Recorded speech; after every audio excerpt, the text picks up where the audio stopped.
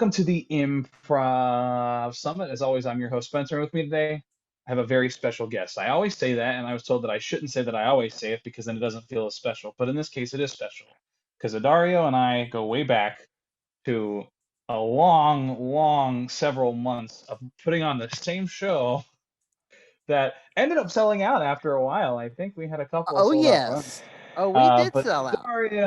Adario, my Flight Club buddy, how's it going, Adario? Hi, Spencer. Thank you for having me, man. It's good to see you. We just had a little chit chat before we started here, and it's just good to see you. I mean, we both live in the same. I think you still live in NoHo. Yeah. I just love that you could see me eating a sub from the Firehouse Subs, and you could run over if that were to be the case, which I think it's been before. Yeah, it was. I think I saw you walking or you saw me walking or we saw each other walking and then that happened. It felt good. It feels good when you know somebody instead of a random person running up to you in LA. Yeah, I mean, there's a lot of random people in LA that run up to you for very odd reasons. Sometimes you get threatened on a train on your way somewhere, and that's always a wonderful experience. You're not lying. I speak from experience. Yeah. The Metro. I'll tell you, like this story. I don't know if I ever told you the story. Like literally, this guy, like he was like kind of walking, like pacing back and forth, and I like the and I kind of like then he kind of like stopped, so I kind of just walked around him, and then he kind of like turned and looked at me, and he got like it looked like he was kind of like mad that I went around him, but like I just was like he like kind of stopped, so I wanted to go around him, so I wasn't in the way. Then he turned around and looked at me. Then the doors open. I got on the train, and he literally walks on the train, comes up to me, and goes, I'm an officer. I'm a safety officer here at the Metro or like whatever he said like on this train. He said, if you disobey me and disrespect me one more time, I'm gonna whoop your ass. And then like walked off the train, and I was just sitting there. Every single person on the train turned and looked at me, which was super uncomfortable and super awkward. And everyone was like, and I literally remember saying, I don't know what just happened. And they're And like, then I shut see up. one of the You are Metro a guys. No, troublemaker. yeah, no, then I saw one of the Metro guys come on and he like looked at me and he goes, "Are you okay?" I was like, "Yeah, I don't like know what." They go, "We saw the whole thing. Don't worry about it." And I was like, "Oh, okay." And so I think they kept him from getting on that train to avoid any Yeah. like possible like later in the afternoon. But it was it's not really about improv. I think I was probably on my way to doing some improv at somewhere in Hollywood. Everything But we do is improv every yeah, it day. was that's true, and we can talk about that too. But let's talk about you because we don't need to hear all about my sob stories. Let's talk about you, Adario. What Yeah. is your improv background? Like, just whatever that means to you. Yeah. So I would say it goes back to my whole life, you know? We can start at like Paducah Improv was the probably one of the best experiences I had doing improv with a team, and that was in Kentucky. That was in Paducah, and I did a improv with them for a year. They're very like UCB, high energy, almost kind of like this West Side Comedy Theater. If you've seen those really high energy shows, it's very similar. And I got to really stretch my legs out because in Kentucky you don't have a lot of improv outlets or people who know what it Mhm. is. Maybe I remember one time my granddad he thought he had gotten me like improv classes, but they were stand-up classes, but then he thought it was the same thing. And my mom got in an argument with him, and I'm like, it's fine, mom and granddad. And she's like, it's this is improv. And he's like, no, it's not. And I'm like, I know what it is.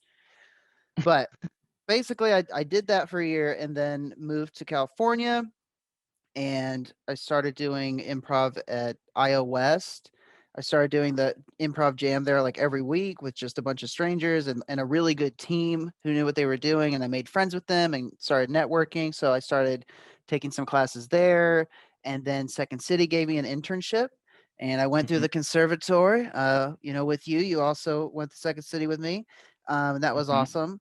And then, we had our own show at one point. I directed a show there, and then I also have been on sketch teams there, house teams, which I miss them every day sometimes. Like just the Mm. structure of having rehearsal every week, and Yeah, then just the structure of having something.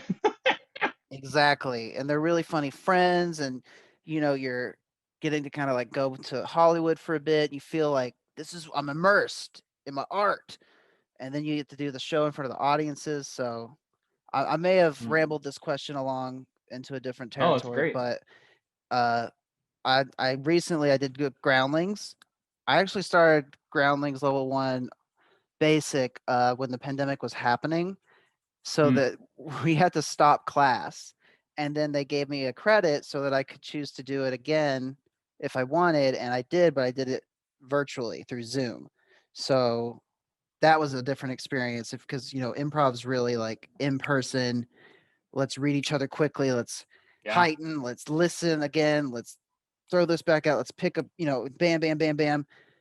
And then, of course, online you have lag, you have neighbors. It's hard to wonder if, like, someone tells you to heighten and yell, and you're in your own living room or your own bedroom. It feels weird because you're like, oh, this isn't a class setting. I don't know how loud to be. I don't want my neighbors to think I'm an actual Irish fisherman with a, wife who's a lumberjack because that's the scene I made. Yeah. Um, and I've done like indie teams through iOS. I've done a improv jams at UCB. I have an improv podcast right now called Ask Questions. The don't is slashed out because you can ask questions. Uh, Mm. and we're doing this right now. So I mean, every day I feel like I'm gonna have to get pulled towards improv again, so I can never quit doing it. Yeah. Once you go improv, you can never go not improv. Yeah, you go out in a I tried. box. Yeah. Once you go outside of the box, you can never go inside the box. Yeah, because we made that space work. Yeah. Yeah. We can talk about my space work all day. That's a whole episode on its own. Yeah, I can describe my space work very well. Yeah, cool. Yeah, let's move on, shall we? No, we're Yeah. good. Oh yeah. So Adario, what what what drew you to improv? You kind of touched on it a little bit, but like why did you do improv, and what kept you doing I think it was there's multiple things that in my essence and my soul I feel like work great with improv. I have like a lot of ADHD, but with ADHD, you can also hyper focus. And I feel like in a space where you're making believe, it's a little easier for me sometimes to like let everything in life fade away and just focus on being this new person or focus on this play time with this other person who's accepting what I'm putting into the brick making, the bricklaying of this building we're creating. But I do remember watching Whose Line Is It Anyway? Growing up and thinking that was the funniest thing ever. There's no way they're making that up on the spot. There's just no way. And Mm-hmm. they were. And that was amazing to me. And I wanted to be that funny and I wanted to do that well with something that wasn't prepared, that was out of my Yeah. back pocket. Um, and I watched Paducah Improv perform, and that was like one of the first times I got to see a really good improv team in person, and I was like on the edge of my seat the whole time wanting to get up. I didn't know these people. Like the whole reason I got in was because the producer was a friend of mine and I got an Mm. audition.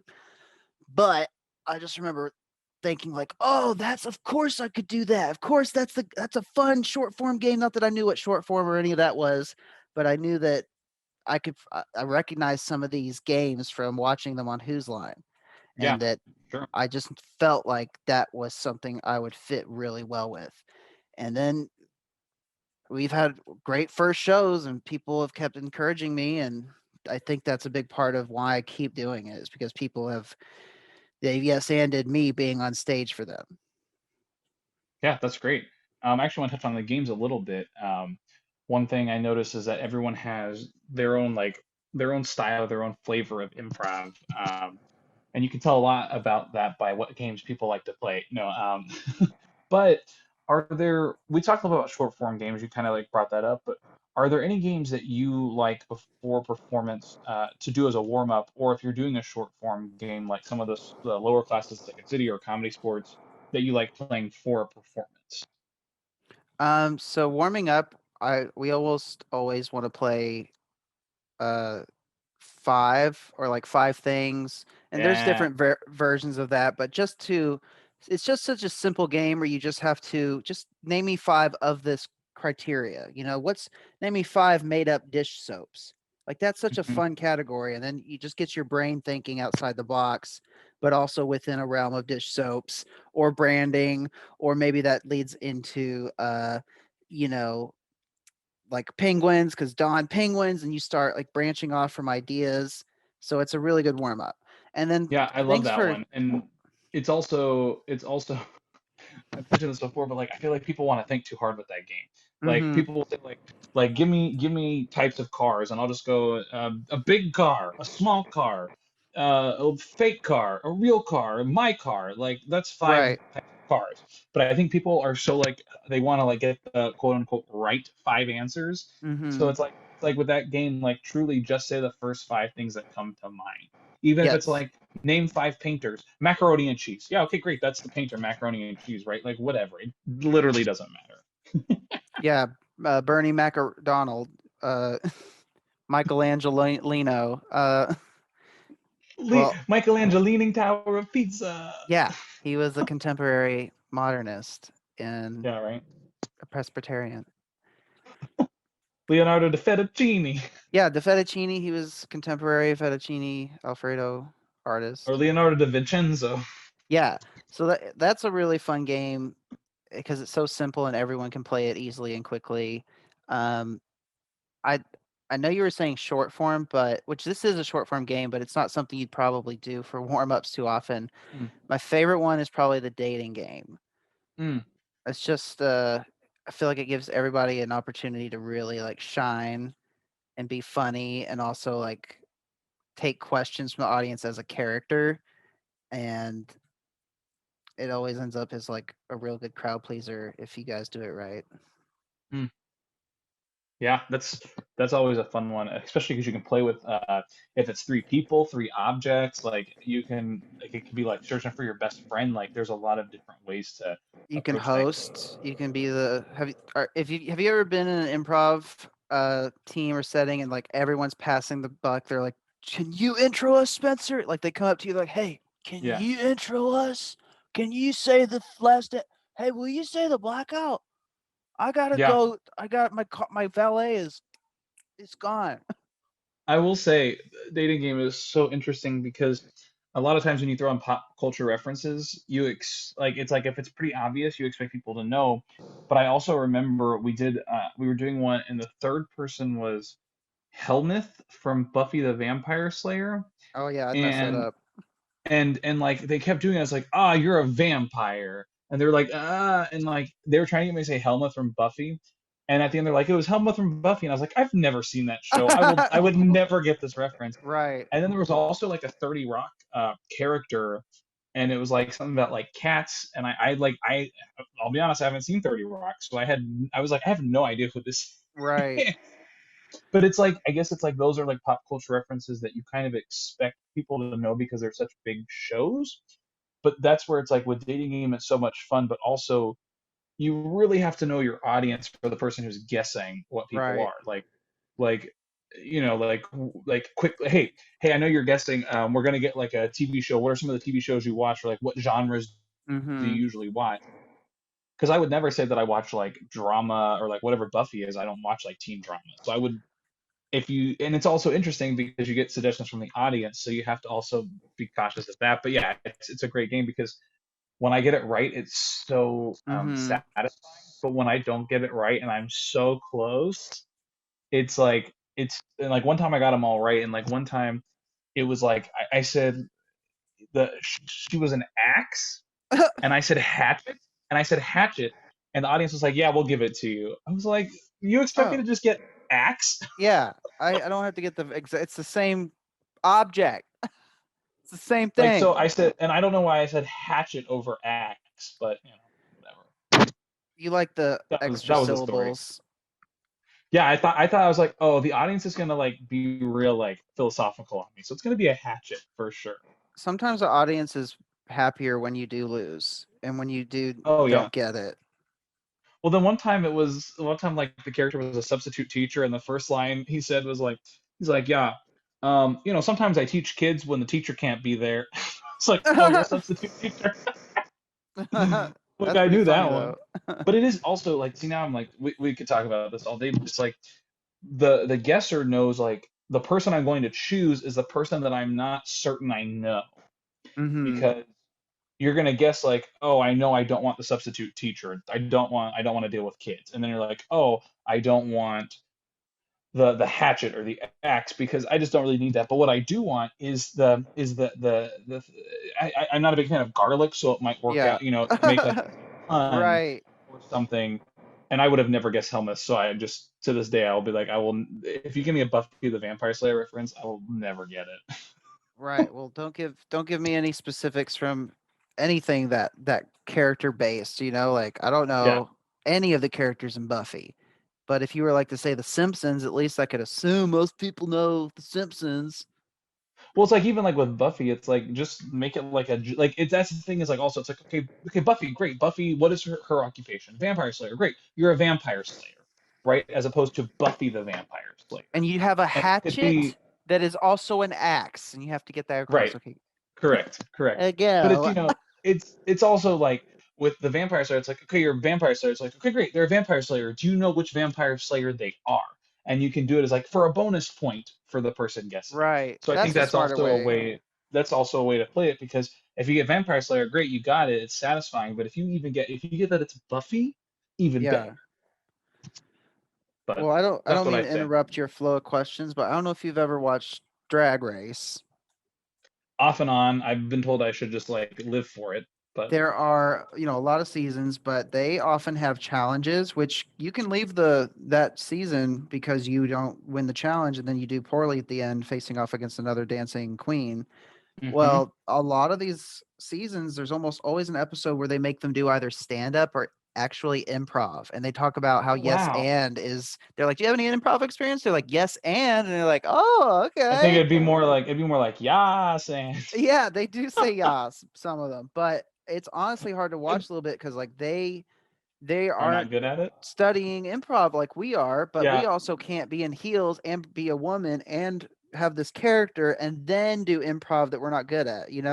So like it's yeah. just interesting that they would put that on TV though, because it's still like good to watch, but you would think like improv is such a niche thing when we do it. We don't feel respected oftentimes, but it's out there and it's important.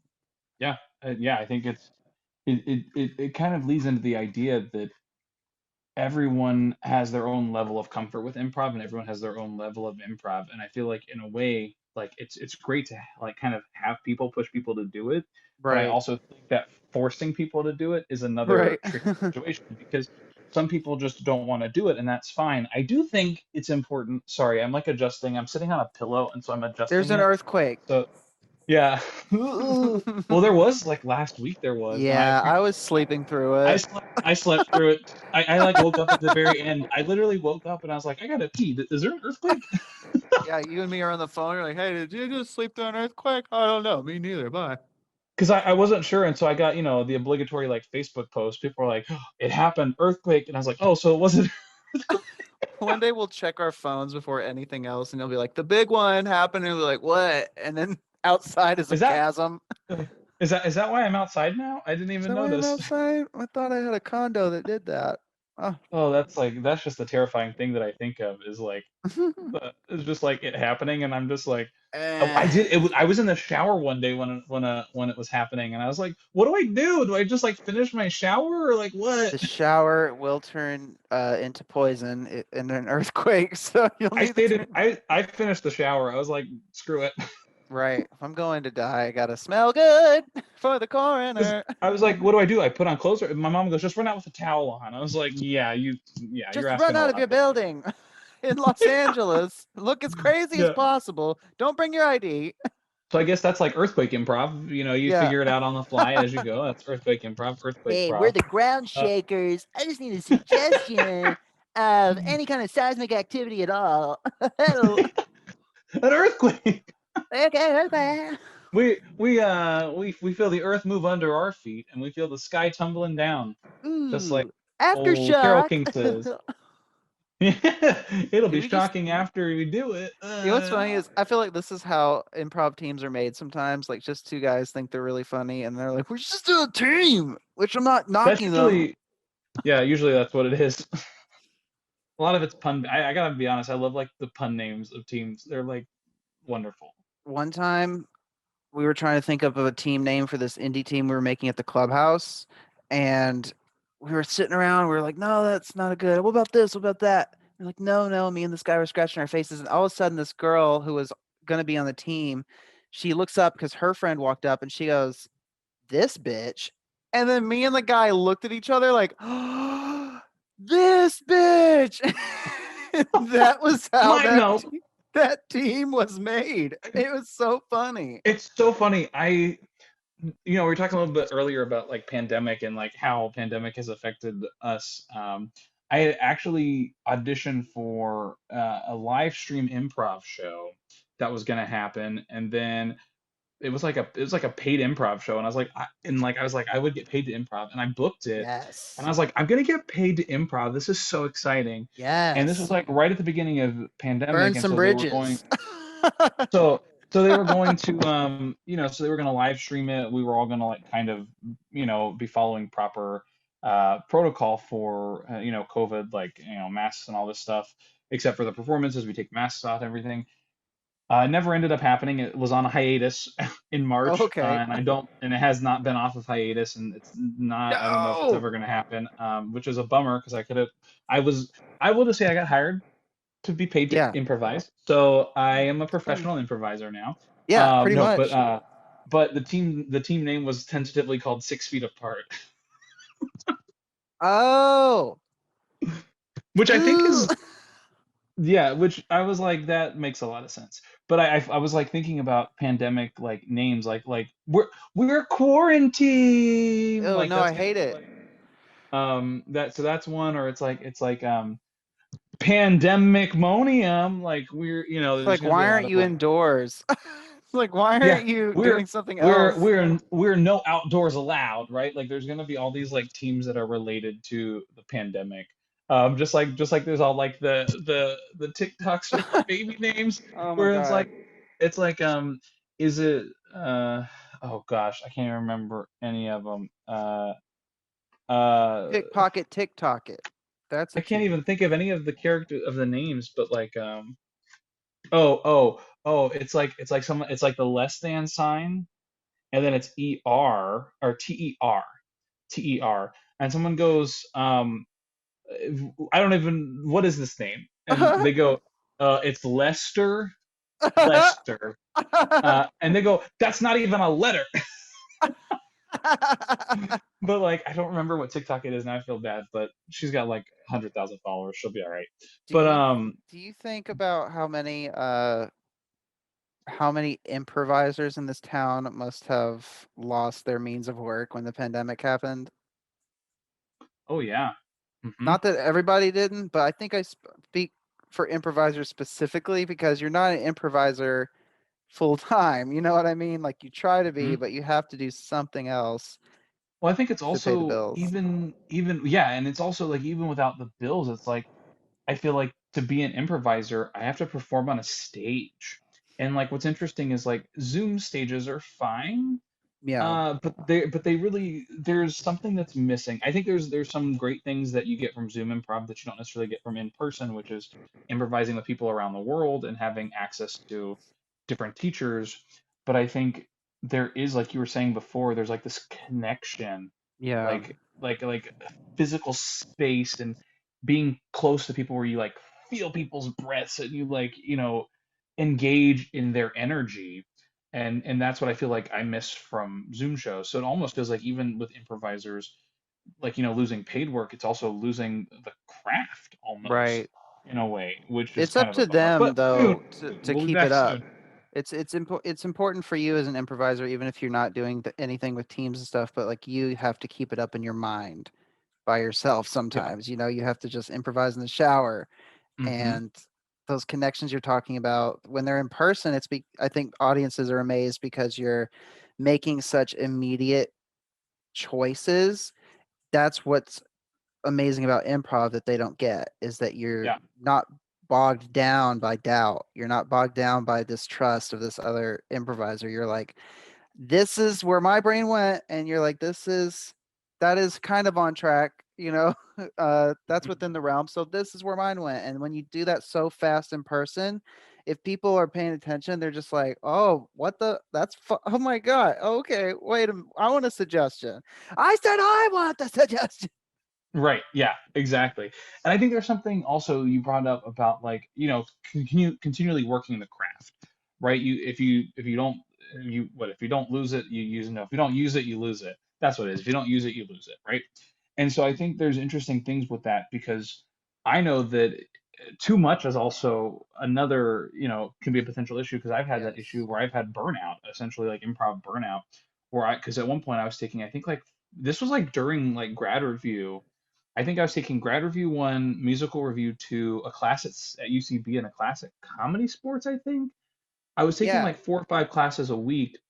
And it was great because I was so immersed, but my brain was just so exhausted that Yeah. I was like, what is improv anymore? And it would show in like my improv auditions where I would go and like do like improv auditions, which are very subjective. Right. And We've been there. I was like, I feel like I'm so bogged down with information. So then like the next time I was like, so like after, I think it was like after grad review or at some point, there was one term where I just went, I'm not taking any classes. I'm just gonna take them off. And having that refresh actually helped me become a better improviser. It was Right. weird because I wasn't really practicing improv, but I wasn't bombarding myself with knowledge. You Bombarding have to myself with live. knowledge. No. What a wild phrase. It is that though, because you have to go and live just like a stand-up comic who's doing nothing but hitting open mics and doing nothing but taking every single gig they can get. They're not out there living to get the experience to be the person that they're trying to unlock Mhm. or their true self that they're trying to display to the audience. So when you're doing just like nonstop improv, you have been just like nonstop making up all these characters without having a substantive day of work and rest and recalibrating your thoughts. And that's what a person is when you're improvising. Like I think a lot of times we start an improv scene and we're so focused on a thing or something instead of, is there a human being I know like this? Is there a human being who has a point of view about this? Mhm. Is there a common point of view about this? Is there something I can bring that is like human right now to, Oh you know what I yeah. mean? Yeah, for sure. Absolutely. I know exactly what you mean. And I think I mean, I'll say it, the iOS book we had to read was Truth and Comedy, right? Mhm. That was like each school kind of has their own like required reading, which seems so silly because it's Yeah. like, it feels like you're actually going to school. Um, but like there are some books that are a little more heavy-handed, but I actually still have my Truth and Comedy book because it's like 150 pages. And what's great about it is it talks about how everything you improvise can come from a truthful place. So like if I'm in a scene, I can recollect like moments that I've been at a bank. How do I feel at a bank? Right. What are some conversations that I've had at a bank? And I can insert that into the scene if I can discover a way to add it to it. Now it's not, saying like, I remember this one time where I was with that person. We're gonna do that scene and we're gonna Right. recreate. Of course. But it's like, when I'm at the bank, I'm like really like for whatever reason I feel like very like tense. And I'm like, I Mhm. don't know why I feel so tense, but I guess it's because like I'm around money and know that like a bank robbery could happen any minute. And like I don't know why that's like the first thought in my mind, but I'm like, hope today's not the bank robbery day. And so it's like I can like bring that like anxiety into the scene if I'm in a bank and play with that character element. Yeah. Or And where would if that I'm character work in like a school field trip or right, like a doctor's table, you know, like right. Like I know for sure I'm gonna need surgery. I don't know what's wrong with me, but something's for sure gonna be wrong with me. yeah. Right? Like that's I think that's a fun way to play with it because it's coming from like my personal experience and my lived experience. So I'm not faking everything and making everything up as far as like making it to the point where I can't remember what I said 2 seconds ago. Right. But because it's coming from a truthful place, I can be like, what was my character? Oh, my character is anxious, as opposed to like, what did I call it? What did I do with this character? So Yeah. it makes it a little bit easier in that way. Which actually, I want to kind of lead into this question. It's a little related, not quite, but related. Yeah. Um, Improv. A lot of times people think improv is just for like improvisers, actors, comedians, performers, but I think improv really can be for anyone, like anyone at all. And there are a lot of elements that are taught in improv that can be applied to an IT job to a hotel management job to whatever job it is. What are some or like I or a skill or elements of improv that you feel translate really well to regular life or day jobs, if you will? I think if you're just trying to connect with maybe even like a family member, that actually the listening skills you get from improv really help, because Mm, sometimes I feel like we wall ourselves off from family, even though they're the most closest people to us. And that sometimes, some days when I'm talking to a family member, I'll have wanted to say something to them for a long time, and I've just never, maybe it was inconvenient or maybe it wasn't making me feel comfortable to talk about right then and there. But when maybe like I was able to access this moment of listening and I found that opening emotionally, like maybe with my granddad or something. And then I just say something I've been holding in my chest for a long time, just like, hey, I love you, I miss you. And remember that day we did this. And I know it sounds like, how can that be related to improv? But I felt like that moment happened to me this week. And I felt like I was able to connect with in a way that I had wanted for past couple months. I've missed my family this year in the pandemic a lot. mhm, And we're getting older and everyone gets older, so it's just scary to think about like a pandemic happening to them, and we're so far in LA, they're in Kentucky. You can't do anything, but I felt like listening finally had helped a lot, and I had mm, gotten that moment in to mm, kind mm. of, just like it hurt to hold that in, Yeah, sure. to hold in these things I want to say to the male figure, and that, well, there's plenty of improv scenes we would start. You and I both know that if somebody gave us like granddad, grandson, if they started an emotional scene like that, that could happen like all the time on stage, because you just think like, oh, let's just do this. Like, it's just, yeah, my granddad, I love them. I want to talk to them. Yeah, granddad, what about that time and this? And I feel like that could Mhm, happen on stage way more than it should be happening more in life. So sometimes mm, I feel like maybe mhm. we don't necessarily do the things we think we're actually supposed to do as a person in improv. Yeah, that's great. I love that. It's taking real life experience and putting it on stage, but taking what you have on stage and putting it into real life experience. I mean, maybe not certain scenes, like if it's a serial killer, maybe like don't use that in real Yeah, use life. my left But hand. but but yeah, I think like there's like also I think it also brings up a point that like in improv, a lot of times people really want to be funny.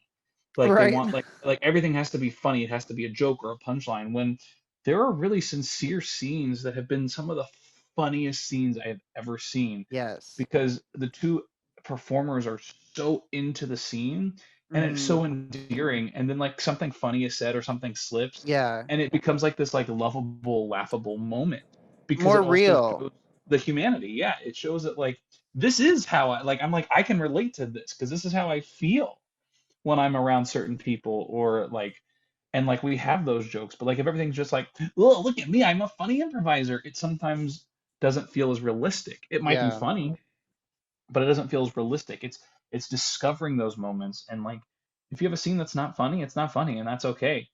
You'll find the funny because every improv, I don't think I've ever seen an improv scene that's not dramatic improv, but like comedic improv that has not like Right. actually made me laugh, whether it's like really depressing or not, because there are ways to make to make light out of something that's so dark as a scene. Dark comedy exists. Like that's the thing. I was thinking about kind of what you're talking about earlier today, actually, and I wasn't thinking about sadness and stuff like that. I was thinking more about like genuine laughter, like trying to laugh in a scene. Um, a real person with a real inside joke that really makes you laugh is a different kind of sounding laughter than is easy to produce on command. Do you know what I mean? So like that's Yeah. maybe why you lay the groundwork for that serious relationship in the beginning, because then maybe you can actually get to that place, because if someone just said, your mom just walked in and spilled the punch bowl on her see-through blouse, or your brother, whatever the funny thing is, like it's really hard, I think, to get to an emotional place humor wise that's not authentic. Mm-hmm. I love that. I think that's great. I also was just thinking of a see-through blouse, which I think is, Well, I just mine's was like, actually, I just need a what? little water on this white shirt, Vic. Yeah. You know what I mean? Like, That's like really funny actually to me.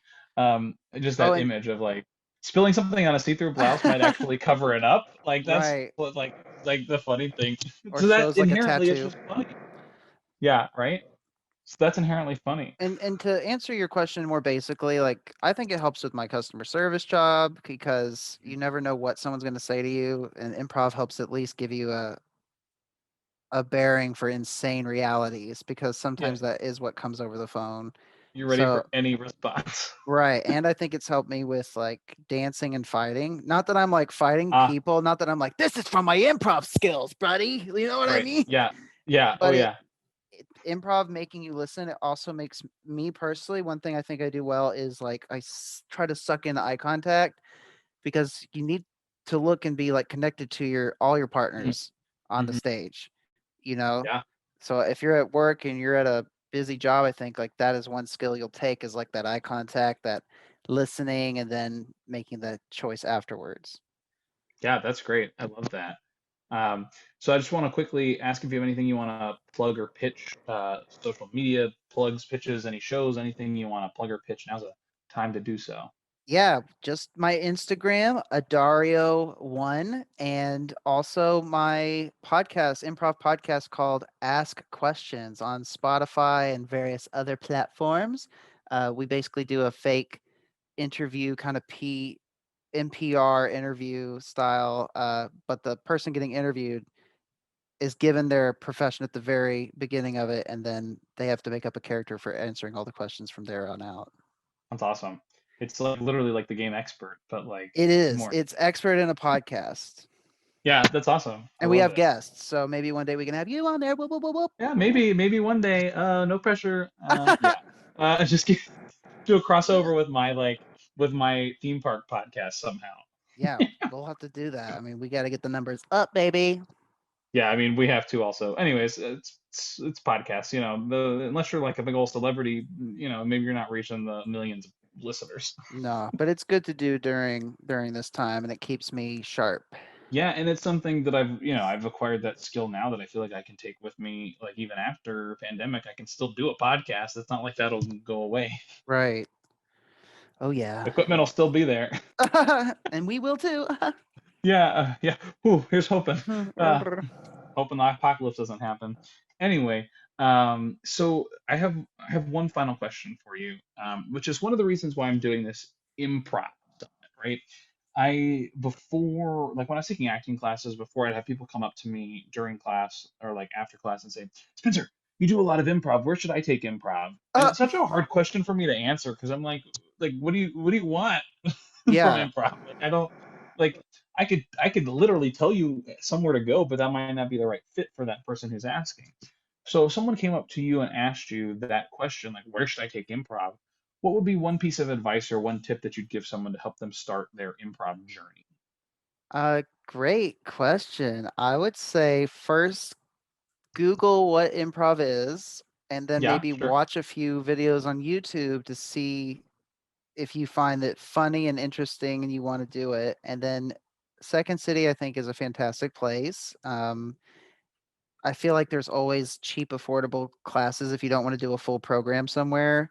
I just think that even picking up a book like the UCB's, the Upright Citizens Brigade's Manual, just doing that, I feel like that book is so good. I feel like you could drop a shipment in a parachute over another country with that book, and that town could learn improv just by reading it and I and will say practicing it.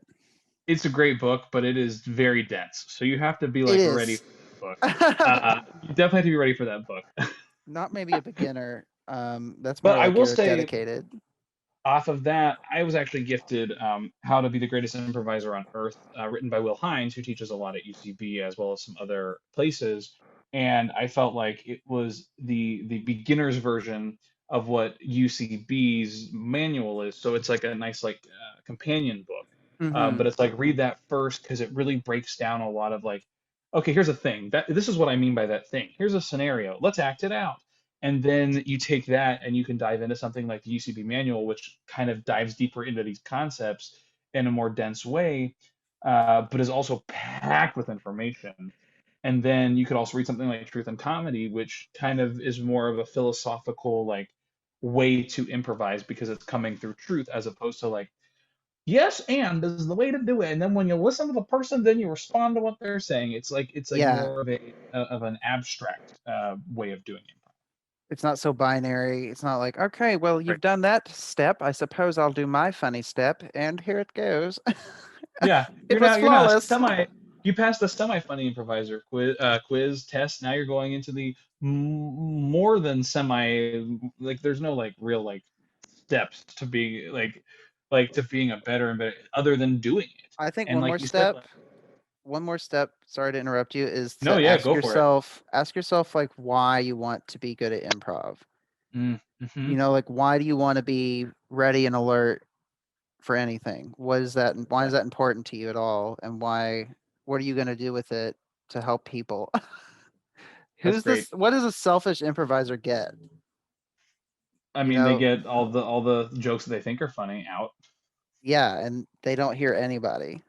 There's a reason why improv most of the time there's more than one person doing it Right, exactly. because it's a team sport, really. Yeah, go do stand up if you want to be Yeah, the director, the performer, the producer, all that stuff. yeah, exactly. Uh, well, Adario, this has been great. Thanks so much for joining me here on the Improv Summit.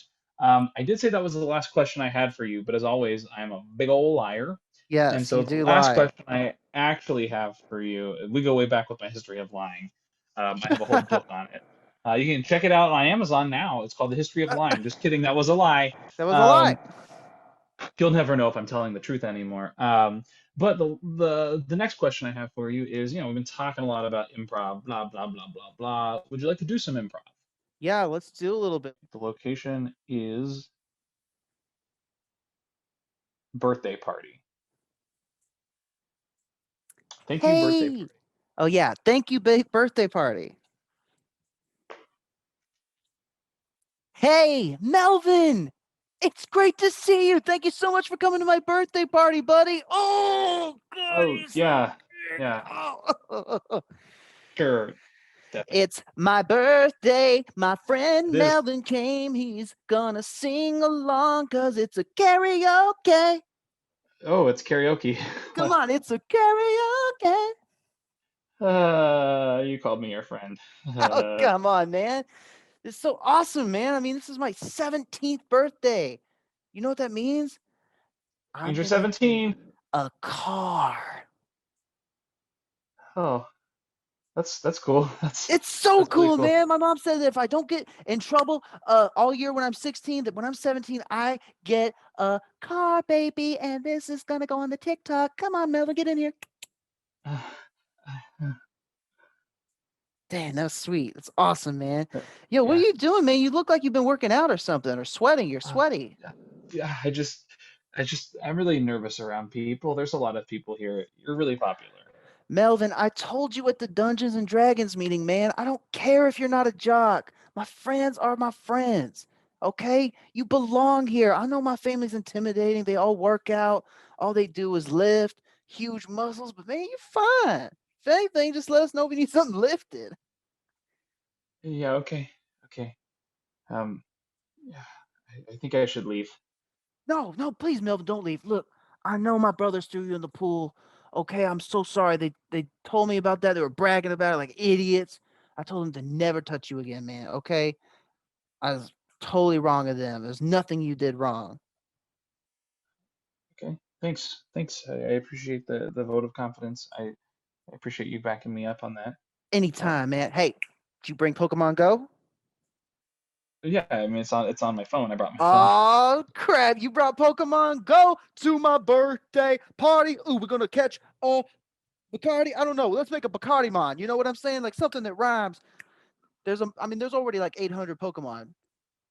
Hey, there's a lot. There's a lot. It's kind of intimidating. It's a little overwhelming, honestly. Yeah, yeah, man. You know, I just love that I have time to play video games when I'm not working out because my dad wants me to go to wrestling uh, in college, and I don't know about that. I kind of want to get into something a little more computers like you. I know you got accepted to a couple scholarships, and you're already like Yeah. not even set to graduate MIT, early.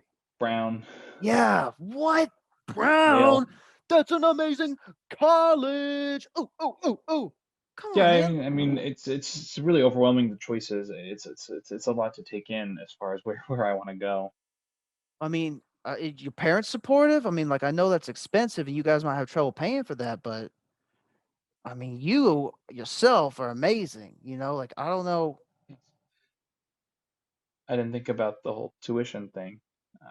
Maybe I won't be able to go to college. No, That's I did really not mean to overwhelming. plant any doubt in your mind. Okay, you know what I'm saying, man? It's just like something to think about, something to consider, because like my dad wants me to go into to wrestling, but I don't want to have to pay the time that that's going to take, and the anger I'm going to have with him when I say no. I sing when I get nervous too, man. That's what I do. I don't know. You get sweaty. That's what I Yeah, do. I get sweaty. I just there's not really a lot of choices I can make. Everything just is very overwhelming. Um, I don't. If you don't want to be a wrestler, you shouldn't be a wrestler. I think that's what I think. Yeah, and you know what, man? If you don't want to be at this party, you shouldn't have to be at this party. Let's blow this place, man. Come on, let's go to the arcade. Let's play some Dance Dance Revolution, just you and me, man. What about the rest of your guests? Man, forget them. They're all probably on roids anyway. You know what I mean? Come on, let's just go be bros for one more day before we're all adults. You called me your bro. That's what I call the people who are my bro. Okay, yeah, let's go. Let's go. Okay, let's go, man. By the way, do you mind driving? I don't have a car. Awesome. Okay, so we're gonna go ahead and take my brother's car. That's gonna get back at them, and you're gonna be behind the wheel. So I don't mind if you scratch it on the way out. I don't have my license. Uh, you have two hands. And scene. Yeah, that's Great. how that works in Yeah. real life. Thanks everyone so much for coming to the Improv Summit. I'm Spencer. That's Adario. See you next time. Bye. Bye.